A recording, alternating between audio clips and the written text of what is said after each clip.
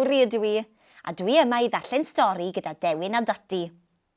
Mae Dewin newydd sôn am y tro a eithi'r cylch meithrin a darganfod hadau hyd yn ei het. Dewch i ymuno. Dyma stori Ffrindiau'r Goedwig. Mae plant y cylch meithrin yn edrych drwy'r ffenestr. Mae yna rhywbeth mawr crwn yn yr awyr ac mae'n dod yn nes ac yn nes ac yn nes. Beth ydi o?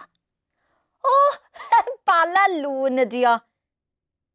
Mae Dewin a Doti ar ei ffordd i weld y plant bach. Dyma nhw. Helo Dewin.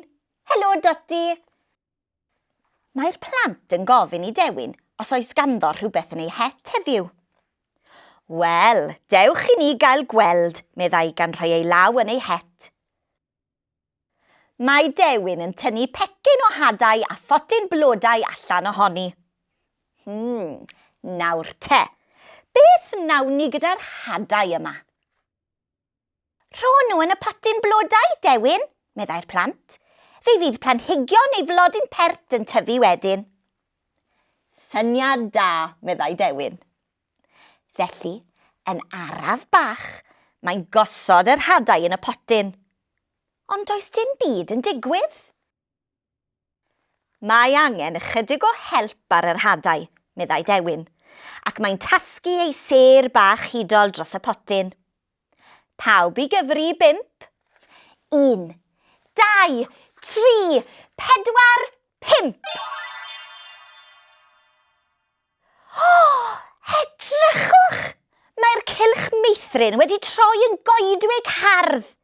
Mae coed gwyrdd tal ym mhobman. Mae Doti'n dechrau cyfarth yn llawn cyffro.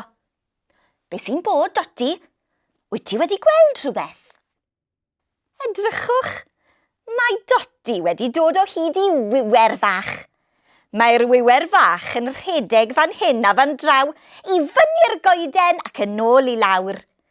Mae hi'n casglu cnau ac mae Doti yn ei helpu. Mae Doti a'r wiwer fach yn ffrindiau mawr. A beth sydd yn cropian rhwng y dail a'r lawr? Mae'n snwffian ac yn crensian ei ffordd tuag at y plant.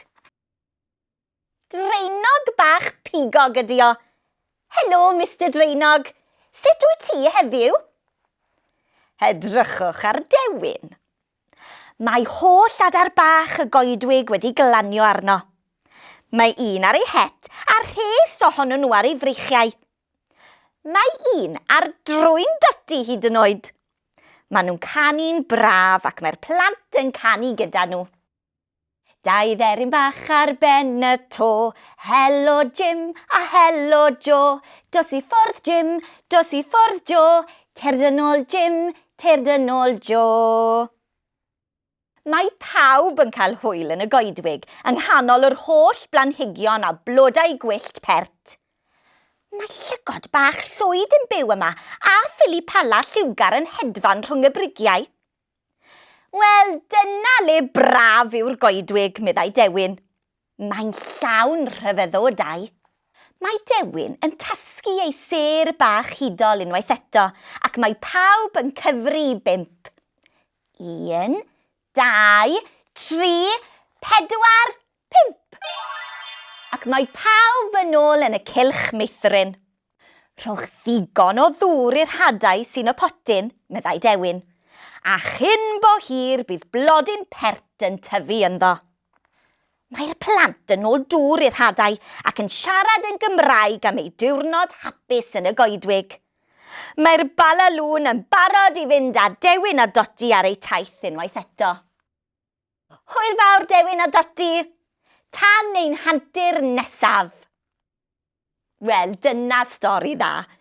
Dwi'n mynd i chwilio hadau i'w plannu a gweld beth fydd yn tyfu. A wedyn mynd am dro i weld pa anifeiliaid bach a mawr sydd o'n cwmpas. Welai chi cyn bo hir am stori arall. Hwyl fawr.